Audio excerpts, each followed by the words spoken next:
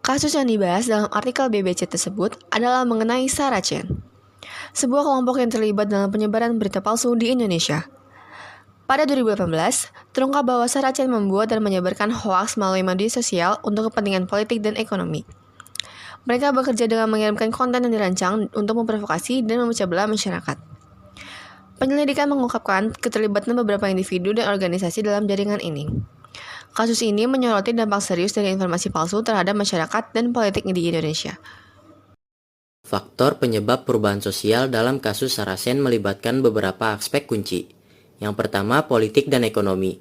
Kelompok Saracen menyebarkan hoaks untuk kepentingan politik dan ekonomi, memanfaatkan media sosial untuk mempengaruhi opini publik dan menguntungkan pihak tertentu. Kepentingan politik dan persaingan dalam pemilu menjadi pendorong utama aktivitas mereka.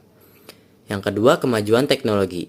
Penyebaran informasi melalui media sosial memudahkan hoaks dan ujaran kebencian untuk menyebar dengan cepat. Platform-platform ini menyediakan saluran yang luas dan efisien bagi kelompok seperti Saracen untuk menjangkau audiens yang besar.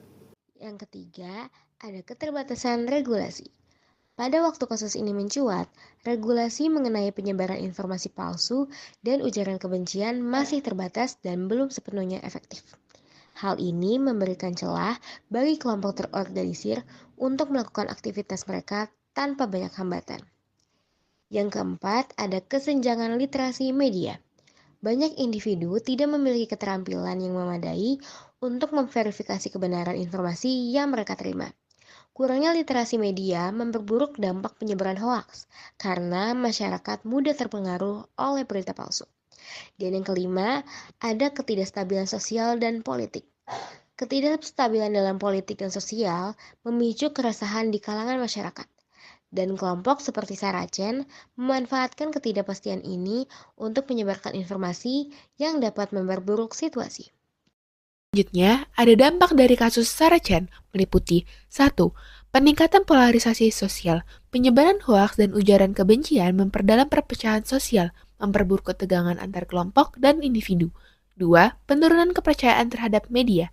Masyarakat menjadi lebih skeptis terhadap informasi yang beredar di media sosial, yang merusak integritas berita dan informasi. 3.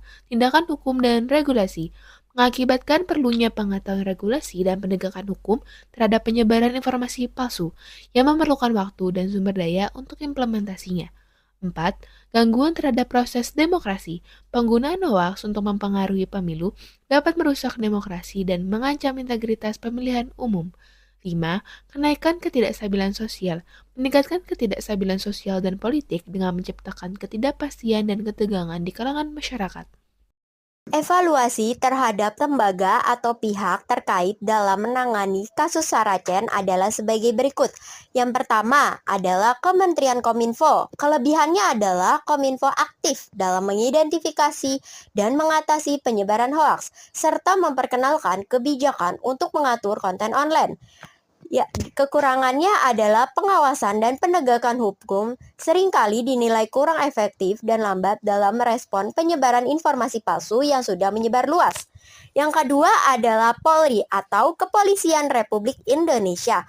Kelebihannya adalah polisi berhasil mengungkap jaringan Saracen dan menuntut pelaku yang terlibat, menunjukkan komitmen dalam penegakan hukum terkait kejahatan siber. Kekurangannya adalah penanganan kasus ini memerlukan waktu lama dan terkadang kurang dalam koordinasi dengan lembaga lain, sehingga dampak dari hoaks mungkin sudah menyebar sebelum penanganan dimulai.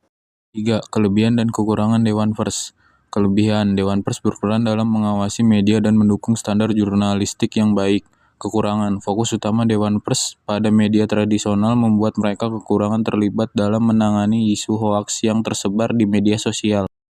4. Kelebihan dan kekurangan masyarakat sipil dan media. Kelebihan, organisasi masyarakat sipil dan media berperan dalam meningkatkan kesadaran publik tentang hoaks dan memberikan informasi yang akurat. Kekurangan, terkadang kesadaran dan edukasi masyarakat tentang literasi media belum merata, sehingga efektivitas dalam menangani hoaks bisa terbatas.